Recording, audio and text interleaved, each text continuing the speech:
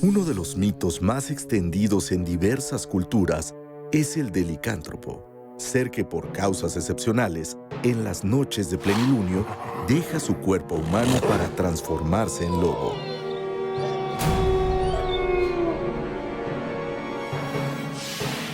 Boris Vian, escritor y músico, imaginó una transmutación distinta, la de Denise, un agraciado lobo de ojos rubíes, perteneciente a un viejo linaje de lobos civilizados que se alimenta de hierbas y jacintos azules. A causa de una mordida del mago de Siam, Denise ve su cuerpo antropoformizado.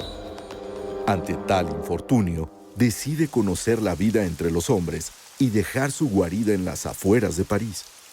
Sus modales y conocimiento de los humanos, que con atención y cautela atisbó en el bosque, le abren las puertas de la ciudad luz. Pronto se encuentra víctima del engaño y la perversión. Por primera vez el bueno de Denise descubre la maldad. Antes de que la luna se oculte y retorne a su forma original, Denise decide regresar a su refugio y, con suerte, no volver más. Como Denise, los lobos y otros animales que han debido convivir con el hombre seguramente desearían no haber salido de sus guaridas. Más civilizadas que cualquier ciudad, por ilustrada que parezca. ¿Qué nos lleva a los seres humanos a decidir cuáles son los animales que debemos comer y cuáles deben ser nuestros amigos? ¿Cómo deben ser tratados unos y cómo los otros? Vamos a la segunda parte del reportaje de Yazmín Quiroz sobre los cerdos de tamaño pequeño, llamados también mini pigs. Personas famosas como Paris Hilton y George Clooney los pusieron de moda y ahora se crían en México.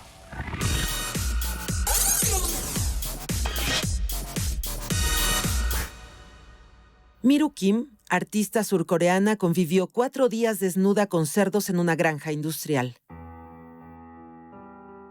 El cerdo que entonces soy. Este fue el título de su performance en 2011. El objetivo: despertar conciencias acerca del animal que más comemos. Y es contradictorio porque también le queremos, o tal vez no le queremos, pero nos despierta algún instinto, emoción o sentimiento. Cuando llego de trabajar, al abrir la puerta empieza como a roncar, como a hacer ruidos y empieza así todo alterado y empieza como que a levantarse o empieza a dar besos. Es muy besucón. Son pequeños irresistibles, nerviosos y desconfiados. Se dejan mimar y responden con sueño profundo en la palma de una mano.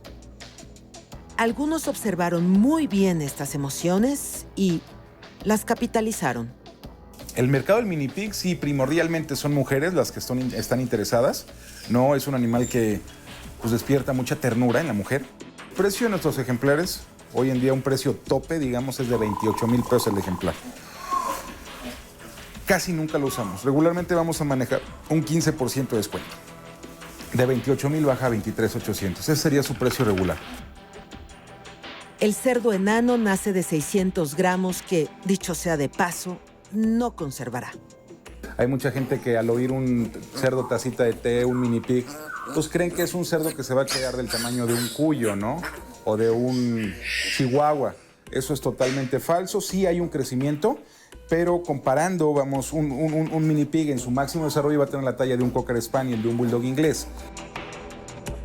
Es decir, 25 kilos y 40 centímetros de altura.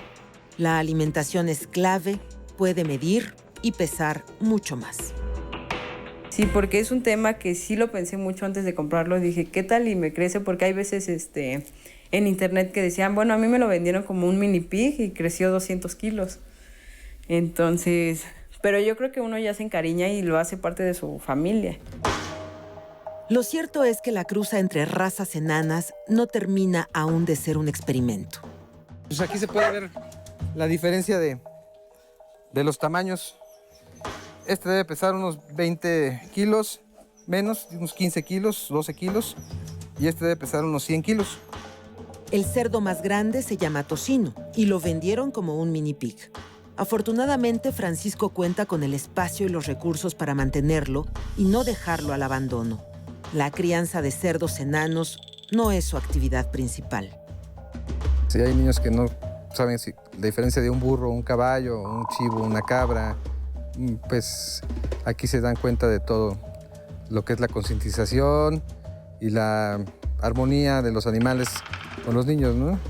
Aquí aprenden que los animales también sienten, que tienen un corazón, igual que en las plantas también viven y sienten. El cerdo enano responde al mercado de la ternura. Todo lo pequeño es apreciado, si no forzáramos a la naturaleza. No hay intervención para modificar el genoma, pero es antinatural en el momento en que sí interviene el hombre para seleccionarlos y conservar estas cualidades de ser los más pequeños. El no ver a los animales como parte de las especies con las que convivimos y vivimos en este planeta, sino un usufructo, un antropocentrismo, y todo es para el hombre y todo es del hombre, y el hombre puede transformar el entorno, y en este caso puede transformar un animal para tenerlo en casa. Si el tamaño, el peso y la fuerza no provocan decepción, el cerdo enano es muy limpio, no suelta pelo y no suda.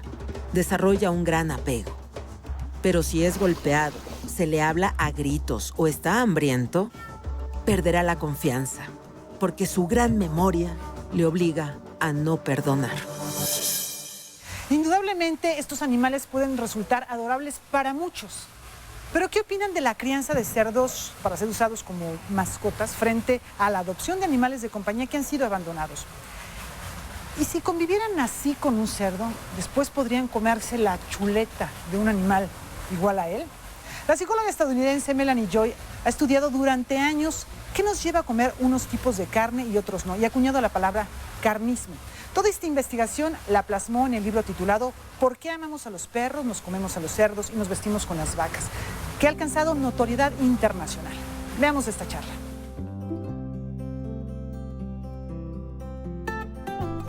Melanie, thank you very much for this conversation. You have put a question that goes directly to the basis of our culture, our civilization. Why we love dogs, eat pigs, and wear cows?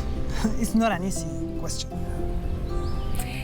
It's not an easy question, but the answer might be easier than it seems. I was curious about this question myself because I grew up, like many people, with a dog who I loved like a family member, and I grew up caring about animals and caring about justice, and I also grew up eating meat. Something happened to me during my life. I actually got sick from eating a hamburger and ended up stopping eating meat, and I became very curious. I had a paradigm shift after that. And I became very curious as to what had happened to me, not just to change my perspective, but why I hadn't had that perspective before. Why had I not made the connection before I got sick between the choices, the food choices I make, and my own values when it comes to how to relate to other animals and also myself. What makes us think or believe that something is edible or inedible, palatable or not? Why do we eat what we eat? Well, when it comes to eating animals, we eat certain animals but not others, not because it's natural to do this, but because we've been conditioned to do this by an invisible belief system that I have named carnism.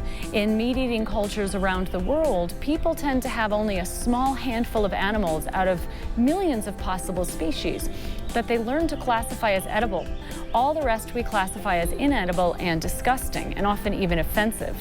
So even though the type of species consumed changes from culture to culture, members of all cultures tend to find their own choices to be rational, and the choices of other cultures to be irrational or often even offensive.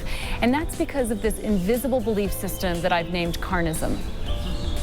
Are we talking about ideology? Yes, carnism is a dominant belief system or ideology. It's essentially the opposite of veganism. Carnism it's a violent ideology. Meat cannot be procured without violence, and egg and dairy production cause extensive harm to animals. But most people actually care about animals, and they care about justice, and they care about the truth. So carnism needs to use a set of defense mechanisms so that rational, caring people engage in behaviors, which is eating animals who were slaughtered, often unnecessarily, that are really against their personal values without fully realizing what they're doing. In other words, carnism teaches us how not to think and feel when it comes to those species we've learned to classify as edible. Most of us support carnism not because we actually want to, but simply because we've been born into this dominant system, so we look at the world through the lens of carnism. And we don't recognize that we've internalized these defenses. For example, we don't recognize that we've learned to believe in the myths, that what I call the 3 ends of justification.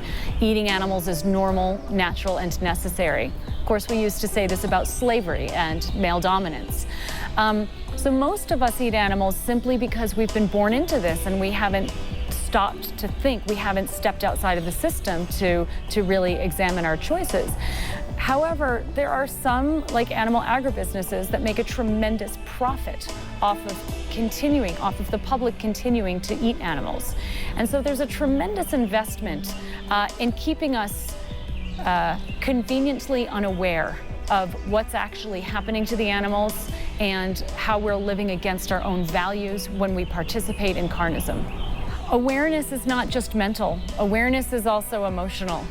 When I talk about awareness, I talk about allowing oneself to take the truth in, the truth of not just about animal agriculture, the truth about carnism, the way that it's conditioned us, the defense mechanisms that distort our perceptions so that we look at a dead animal and see it as food and don't recognize the distortion in that. But you don't have to be fully vegan to be a part of the solution, to be an ally in the transformation of carnism. Raising awareness of carnism, challenging carnistic bias, using your professional and personal influence to stand up against carnistic myths is incredibly important and tremendously beneficial. Can you give me some very, very simple and easy things to do? Sure. My organization is called Beyond Carnism. At carnism.org, we have a lot of recommendations for what people can do. There's a recent TEDx video of me talking about carnism, which is 19 minutes long. If people share that, it's a great way to spread the message about carnism. Committing to reducing, as I said, and ultimately eliminating our own participation in carnism by eating less meat, eggs, and dairy is a very easy, simple first step. So we need to step outside of this system, and to do that, people need to learn what carnism is and how it impacts them. Thank you very much. Thank you for being here. Thank you. Al regresar, tacos veganos, ¿es eso posible? Y el comentario editorial de Antonio Franyuti de la organización Animal Heroes.